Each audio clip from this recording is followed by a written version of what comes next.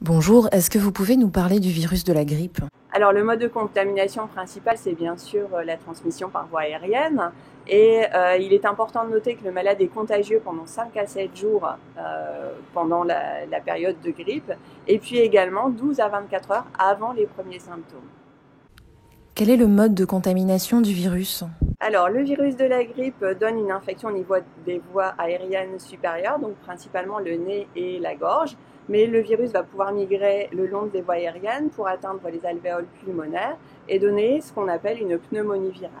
Et puis la complication ultime de l'infection grippale, c'est ce qu'on appelle le syndrome de détresse respiratoire aiguë, qui va nécessiter une admission en réanimation.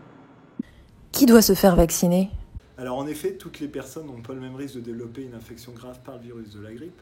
Donc il est conseillé de vacciner les personnes de plus de 65 ans, les personnes obèses et donc les femmes enceintes, quel que soit le stade de la grossesse. Il est également recommandé de vacciner les personnes souffrant de pathologies chroniques, comme des pathologies cardiaques, des pathologies pulmonaires comme l'asthme, mais également des pathologies neurologiques ou neuromusculaires, comme la sclérose en plaques ou la maladie d'Alzheimer, des personnes souffrant de pathologies chroniques du foie et des reins, comme les personnes dialysées, mais également les personnes souffrant d'immunodépression.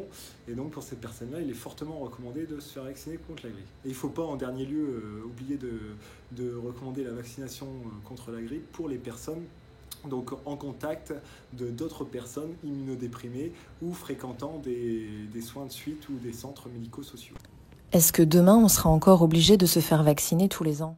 Alors il y a beaucoup de recherches sur le virus de la grippe, donc il y a deux aspects, donc soit une amélioration, on va dire, des voies d'administration, avec potentiellement un vaccin intranasal, donc il y a beaucoup de recherches, c'est pas encore au point à l'heure actuelle, mais évidemment c'est une possibilité intéressante, et puis également des recherches de développement sur des patchs avec des micro-aiguilles qui permettraient de vacciner contre beaucoup plus de types en même temps.